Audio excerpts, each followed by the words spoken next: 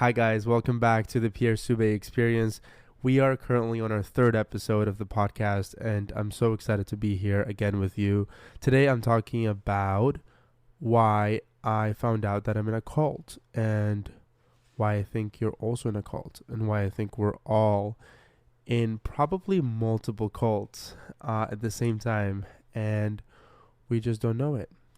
See, a few days ago, I came back from the Forbes 30 Under 30 Summit in Cleveland, and I was thinking to myself, I have I've had a lot of great conversations at the event, and somehow there's this idea that I can't take out of my mind that everyone that I spoke to somehow is part of a cult. Everyone follows an idea, a club, a society, and it's not as dark as it sounds. See, back in the day, when I did a lot of research, I found out that there's something in us, deep engraved deep in us, that makes us want to be part of something bigger, part of something greater. We almost there's a lingering question inside all of us, and it's why is it that life is the way it is, and how do I get to move on in life? And so a lot of cults traditionally have answered that question for us. They gave a group of people purpose, and they usually are for people that are lost or having a difficult time adjusting to their emotions or their lifestyle. And so these cults pull people in, and usually they require a very high level commitment. So leave your family, leave your religion, leave everything that you're doing, leave your social life, and come join us. Bring your finances, work hard, and follow our ideology. I'm talking about, of course, traditional cults. There's even been stories about mass suicides, where cult members have followed a leader and or leadership, where there's a hierarchy of people, the inner circle that makes these decisions. And whenever they can't answer any more questions to why things are the way they are, they basically have all these ways to end it. So we're not going to get into that because this isn't a history class.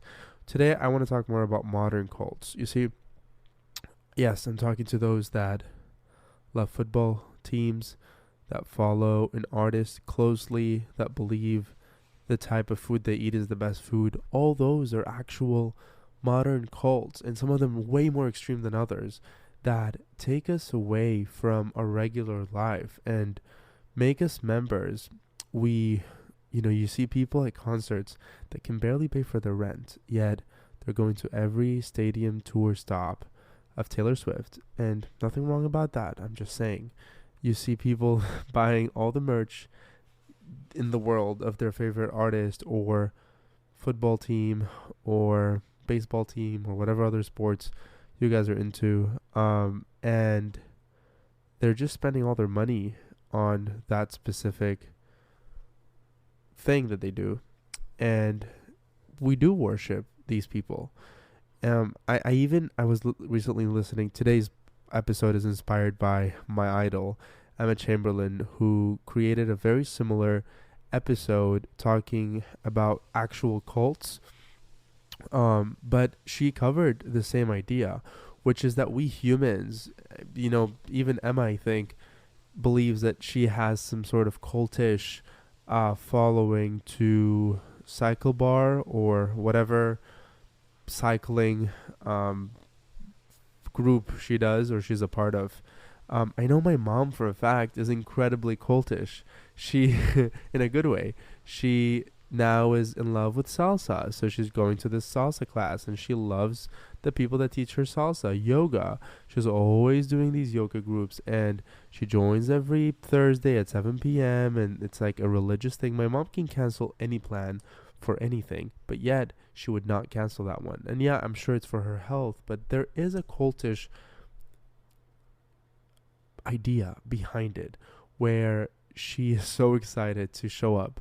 She's so excited to interact with her members that are in that group. And I'm sure she doesn't tell me much about it, but I'm sure she's excited to meet the coach, leader, whatever it is, that they do in yoga. I have yet to go to a professional yoga class and be a part of a yoga group, but I respect it and I love the idea, and it's in a healthy way. See, if we look all the way back to the history of humanity, there is a calling inside of us that makes us curious to follow cults. And again, it sounds dark, but we love religion. We love queens and kings and royal families. We love celebrities. We love emperors. We do. There is something about us that loves that concept. And there's a very thin line between I really like this, it's really good for me, and I'm addicted to it, or now I no longer know how to like get out of it. I know for a fact, and again, Emma mentioned this, a lot of people that love CrossFit or going to the gym, they do have a cult like behavior. And the reason why, let's break it down and categorize it. If you become so if this activity that you're partaking in becomes so engraved in your mind that it's the only thing that you want to do, and you do have this membership feel, and there's even sometimes that you feel better than and or more excited than other things, that's sign one of being in a cult. Sign two of being in a cult is high level commitment, and I can't stop emphasizing that. If your sports team requires you to, spend less time with your loved ones because you need to watch everything they're doing on Sundays, you have to go and watch the game. If there's no way for you to say, hey, love this, but today's not the day to watch the game. Today, I want to go with my partner, friend, whatever it is that you like to make plans with, whoever it is that you like to make plans with, and I'd like to go and do this thing. And if you can't even break away from like, oh my God, it's Sunday, I have to go watch this game, then there is a cultish behavior, and it's not wrong. I'm not condemning it. I have it. We all have it, but it's really important to emphasize that it's cult-like behavior. And the reason why that is because I found myself going back to the beginning of where all this flourished from. I found myself speaking to people that are very specific on, I love startups and I love this and I want to grow my company to this and I follow all this and I'm engraved in this and this is my life. Found other people that are more open-minded and they're free-spirited and they're all focused on mindfulness, and that's their call. Like, there's all these ideas. Then we spoke about music, and people follow their favorite artists almost like worshiping, right? We listen to them, their lyrics enter our brains, we buy all their merch, we do all their thing.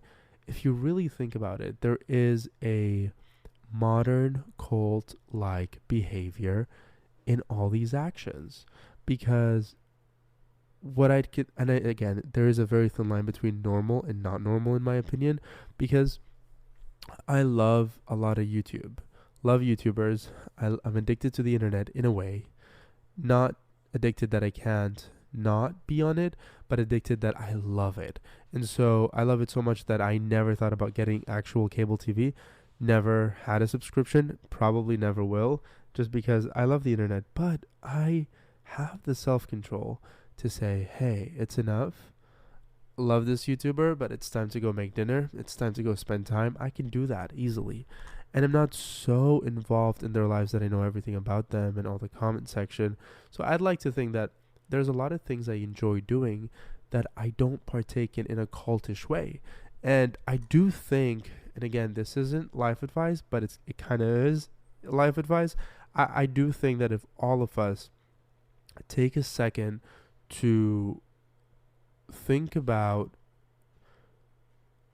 decreasing our cult-like behavior, we would improve dramatically. And when I say that, what I'm trying to refer to is we would improve dramatically by focusing on having hobbies and things we like doing, but not being so obsessed in doing them that they become our life. We are capable of loving 3 artists at the same time, liking 2 football teams, enjoy going to the gym, doing CrossFit, being a part of a company and doing all these things without necessarily becoming a cult member in them to fill a gap because we don't know how to deal with our problems, or because we're bored, or because we just don't have that self-control. So where am I going with this? I basically have noticed that, and I've started implementing some really interesting rules for myself. And I'm not saying you have to do them. I'm just going to share them with you. So let's dig into it. But before we do that, why don't we take a sip of tea? Today I'm drinking peppermint tea. I love peppermint tea. You should buy peppermint tea. I spend all my money on peppermint tea. Do you see that cultish behavior? Don't do it.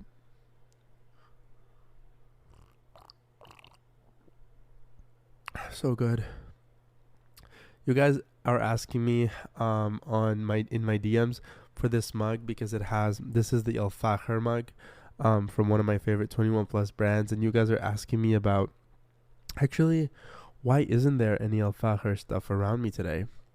Hold on a second, we'll be back. And I'm back with a guest. Let's talk about politics without actually diving into politics. The difficulty of politics is that there's a very, again, thin line between what I believe in, what you believe in, and then I believe that I'm better than what you believe in. And that's been very difficult in the past, I think maybe 4 or 5 years in general. But just in the last few weeks, there's been a lot of turbulence in the world. The entire world has been divided into two ideas, two movements, and it's not the first time that it happens. And it's been really difficult to navigate that because there is always suffering in division. And it's not my job to talk about subjects, but let's talk about the structure. The structure of me believing in something, you believing in something, me forcing you to believe in what I believe in, and or going on this crusade of a job to convince you. That's where a lot of people get it wrong.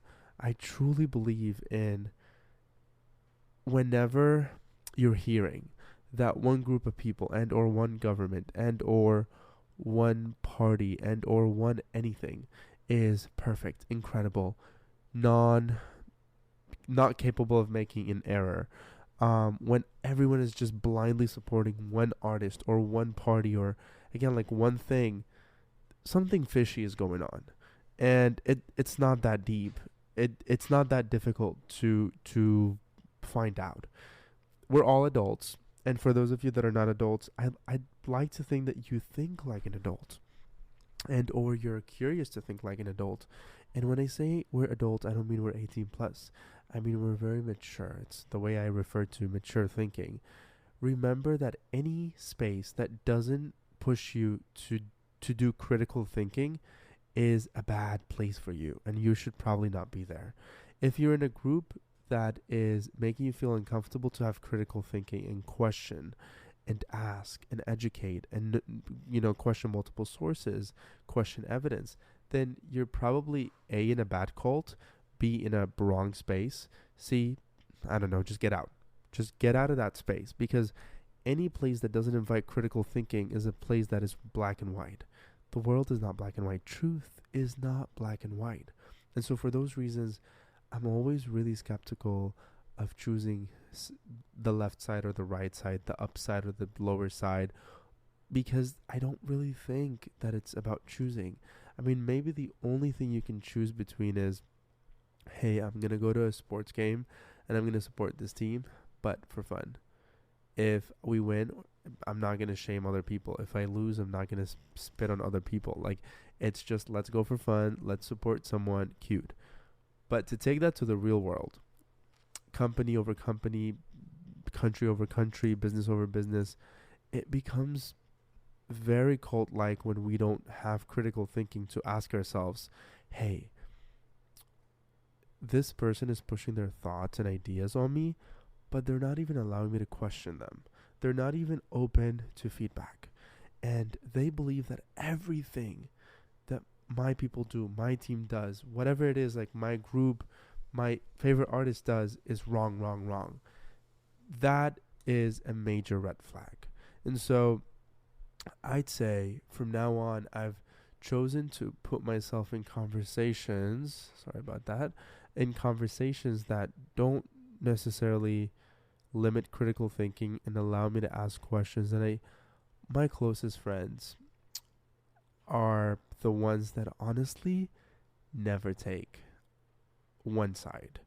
My closest friends, I truly believe that people around you do have a major influence on not only who you are, but on the way that you evolve and grow. And I've been so lucky to build a magnet where the closest 4 to 10 people around me are people that never really say, I only like white or only like black.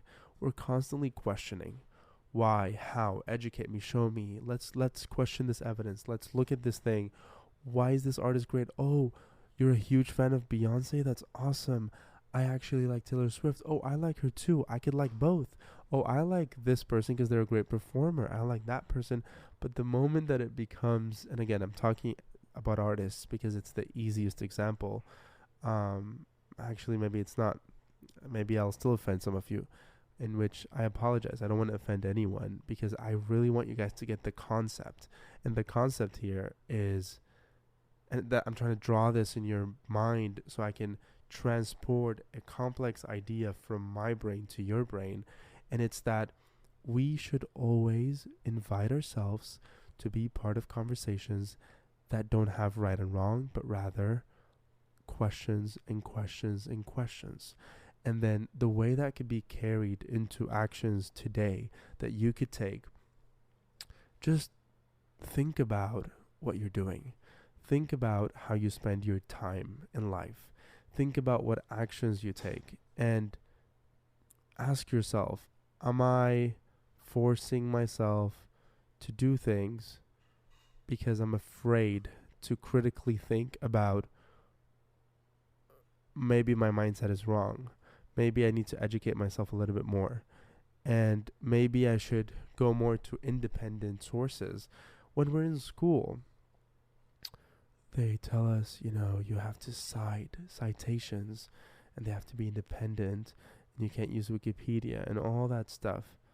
That's probably one of the best things that school teaches us because we go into the real world looking at very manipulated evidence and sources. And this is not political. This is me telling you that we all follow a cult of different sort. Some of you love football teams. Some of you love artists. Some of you love countries. Some of you love governments. Some of you love political parties. And you blindly believe in that party and you blindly don't invite critical thinking into your life. And you don't even, when having a conversation with someone that is in a different realm, you don't even give them the space to express their feelings and share their ideas. That, my friends, is cultish behavior. Now, moving forward, I think we should take just one last tea break, just because my voice is starting to sound funny again. Thank you for your patience. Being sick for 8 weeks is not easy, but we're pushing through and we're almost coming to the end of today's episode. I covered everything that I had on my list that I wanted to cover except one last idea.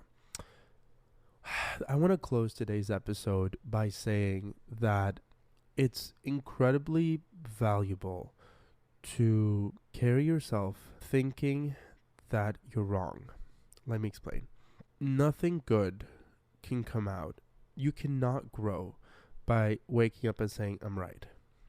But you can grow dramatically by carrying yourself with, I'm wrong, I could be wrong, I'm curious, let me try. And the truth of the matter is it's not good to be right or wrong, it's good to be curious. Because wisdom is curiosity.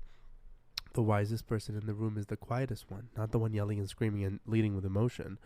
And we could do a whole episode about emotion, but if you wake up every day, if you enter any conversation thinking, I might be wrong, you're only going to walk out thinking and growing and getting a new idea into your brain. Whereas if you walk into life and walk into conversations thinking that you're constantly correct and you're constantly right unless proven by a master lawyer that has a wonderful, wonderful strategy and argument, then you're not going to grow. So the way I do it, now I walk into every room and I'm like, you know what? Lord, give me all the patience to listen to whoever I'm going to speak to. Mia, stop licking. And let me listen to them.